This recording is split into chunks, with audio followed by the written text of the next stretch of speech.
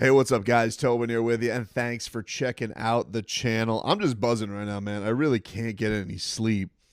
Um, I'm sorry for the shitty game cap video today. I really would have liked. I literally was doing that as I was walking back from the boxing match, and we got the news, so it was kind of hard to do any heat focus on it. But you know, I'm happy for Bam Adebayo getting his game winner.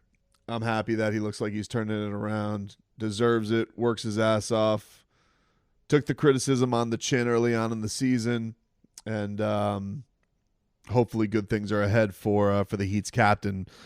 But obviously, as I do this, it's 11:30 Pacific time, so very late Miami time right now, as a lot of the reaction has rolled in. Luka Dončić traded to the Los Angeles Lakers for Anthony Davis, a first-round pick and some stuff. And it's still just crazy, man. I think the things that are nutty, so I'm going to give it the Heat tilt on this stuff because I know there's a lot of people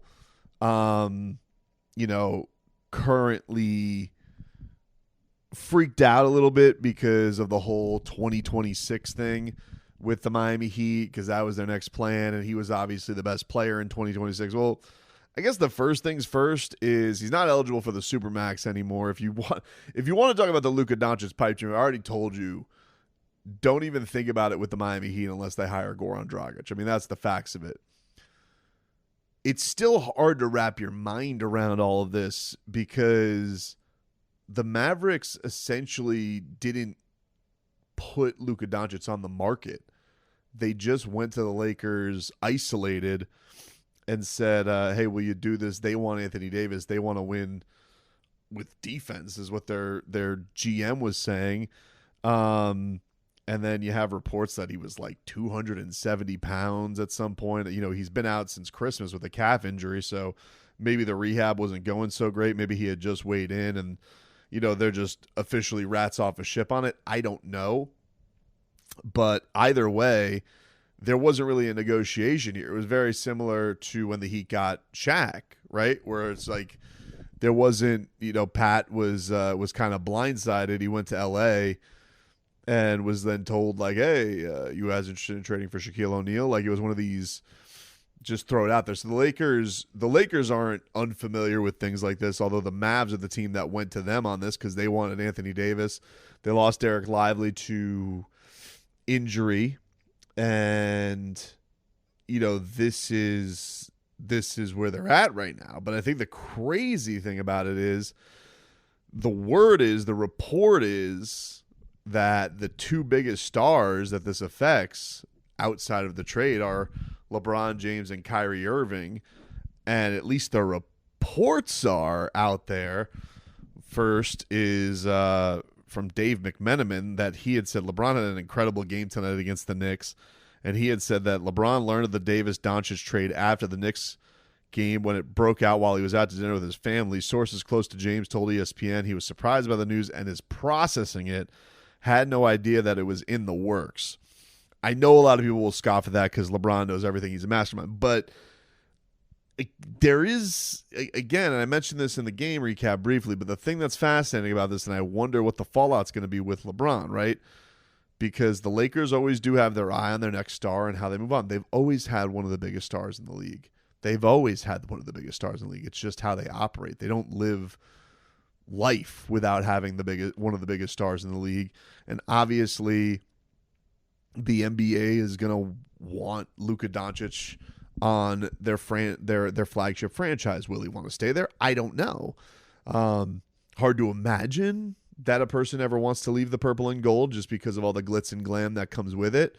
But I don't know Luka Dončić. I don't know how he's going to take this. But let's say LeBron genuinely is upset and he wasn't asked about this and he doesn't know how he'd like to play this last year, and you just basically traded his best player that's a better fit at least. I can't imagine him being upset that he's playing with Luka. I mean, I heard Windhorst on SportsCenter say this has always kind of been a dream of his to play with Luka Dončić.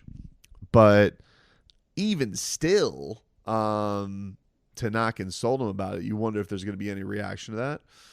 And so naturally, my Heat antenna go up, and I wonder, well, we're still here with an unresolved Jimmy Butler trade, right?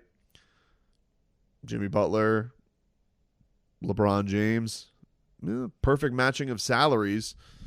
Could there be, something in the works on that regard where the Miami Heat reach out to the Lakers and say, hey, do you have any interest in swapping Jimmy Butler for LeBron James if LeBron James was not happy? Like if LeBron James feels upset in some way about this, because he did come out and tweet something tonight, and it was basically Bill Ryder, who used to cover the Heat for like a year during LeBron's first season, was pretty critical of LeBron that whole year.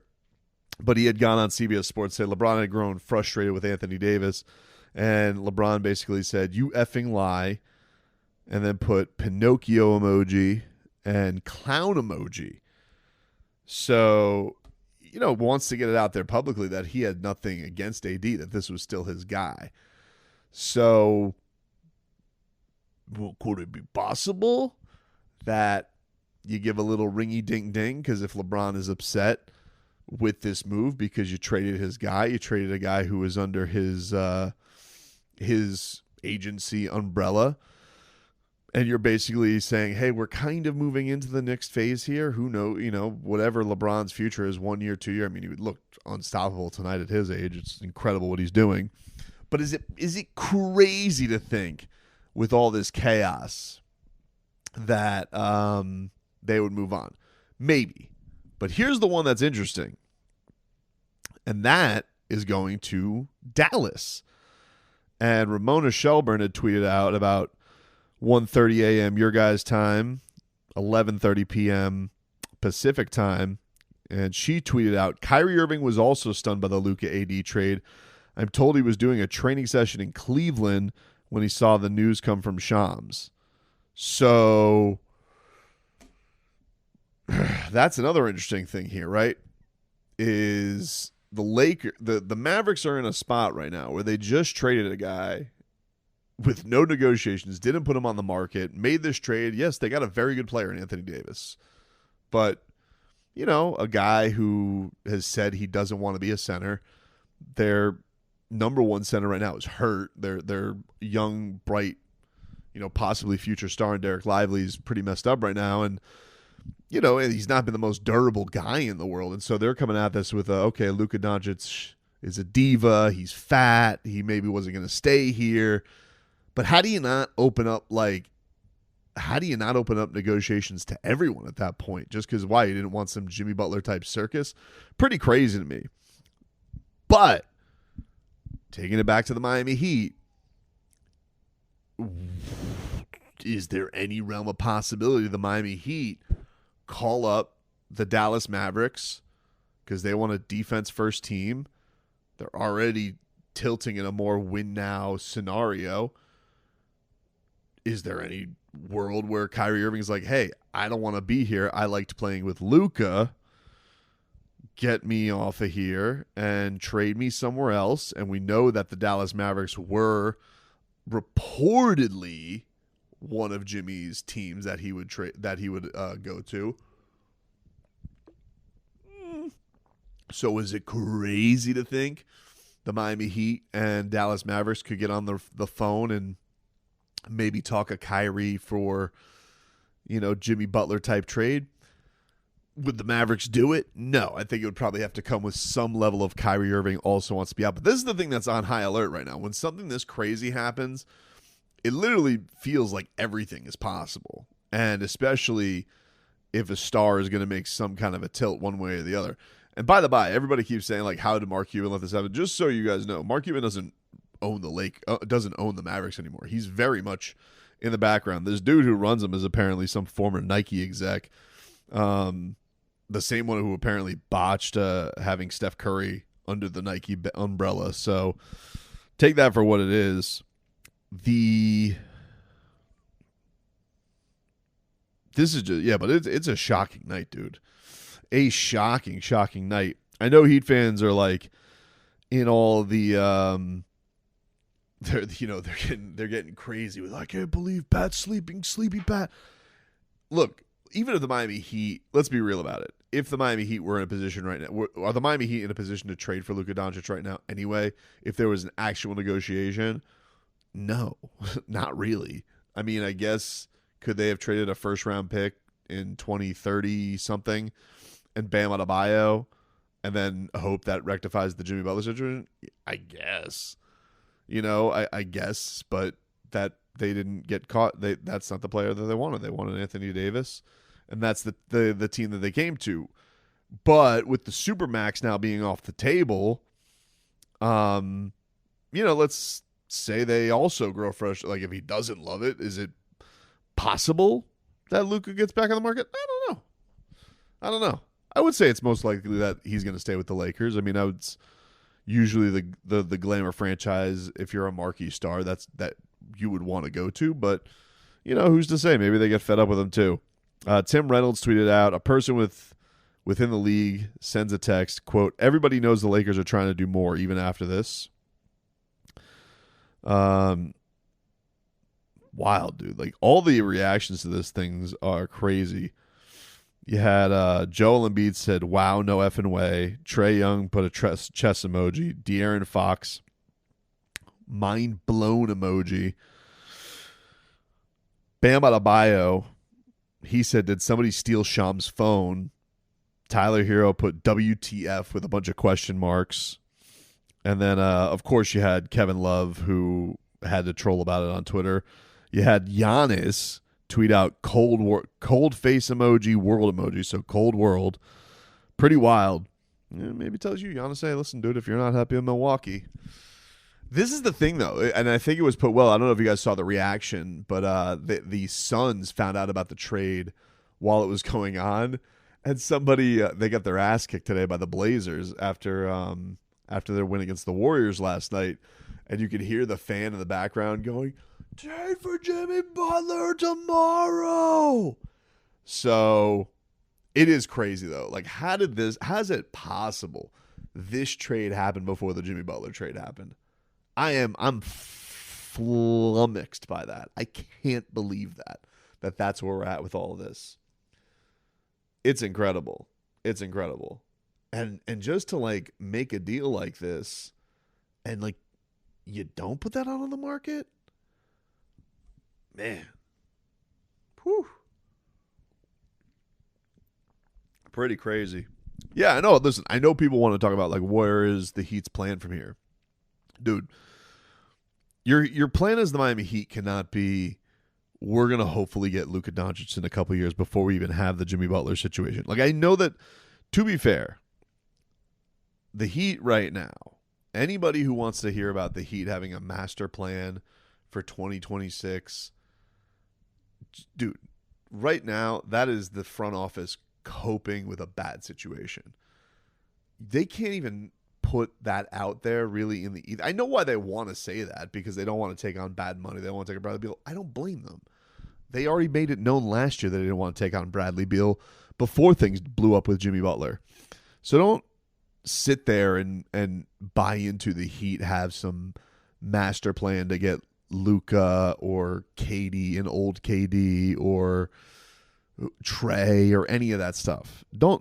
Just don't buy that right now. Also don't forget, like, the Heat, they have to decide if they want to extend Tyler Hero. They got a Niko Jovic extension they got to talk about. They have other stuff and other business. It's not like, yeah, they're going to, if they can keep things clear, they'll have $90 million coming off the books with Terry, whatever Jimmy's salary is at that time, and then Duncan Robinson. So there will be money for them to be in the playpen with, and then they'll have some more clarity on their picks and all that stuff. So yeah, the Heat will be more flexible and they will be in a better position to make trades. But this idea that, like, the Heat were already making inroads for Luka Dončić dude, you're crazy if you think that was actually like, maybe it was kicked around like for fun, and Luka Dončić, would he love Miami just because of, it being an international city, and I'm sure he's heard good things from his buddy Goran Dragic. Yeah, sure. I'm not, like, saying it's impossible that Luka Dončić would have ever wanted to play for the Miami Heat. But this idea that the Miami Heat had like already made inroads and intel like they had with like the 2010 Heat with LeBron, D Wade, and Chris Bosh, I'm not buying that. I'm not buying that. So we'll see. I mean, we'll see what, with this De'Aaron Fox thing and how that all plays out, because, right now it seems like there's a pretty big snag between them and the Spurs over Stephon Castle, who, by the way, was friggin' awesome and looks like an absolute stud. Probably Kel'el Ware's biggest competition right now. And so, maybe that is a market that opens up a little bit more. I'm not sure. But what I do know is, I'm not saying the Heat fan can't be frustrated overall with the direction of the front office.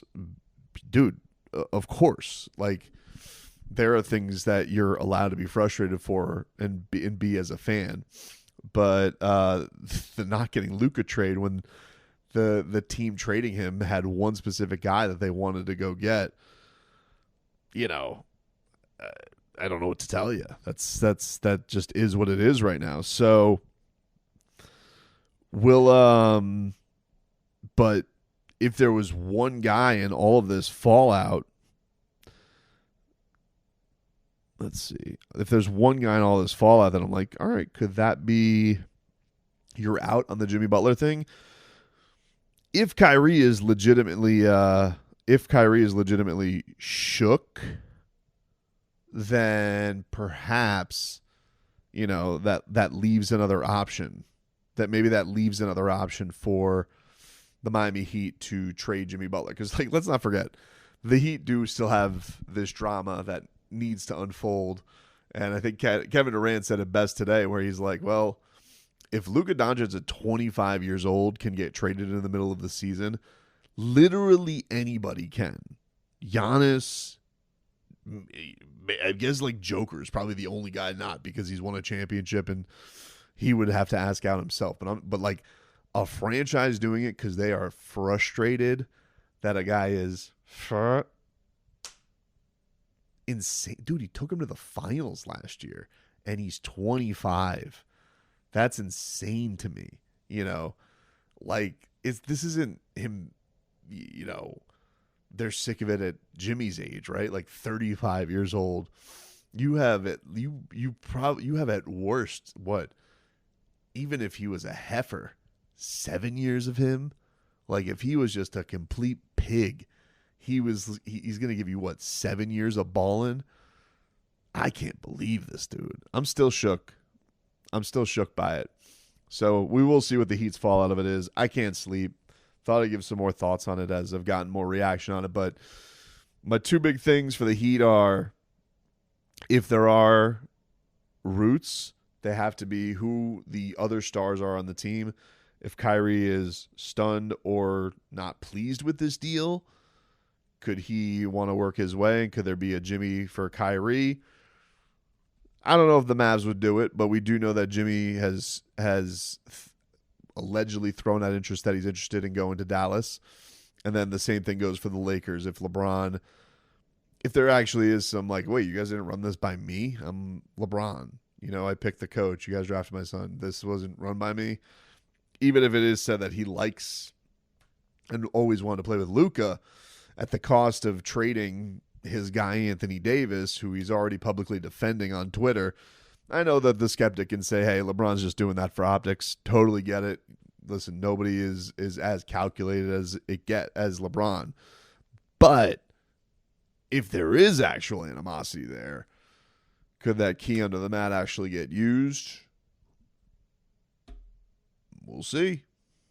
Everybody have a good night. Probably going to be my last recording on this until I get back to South Florida. So we'll talk to you guys then. Love you.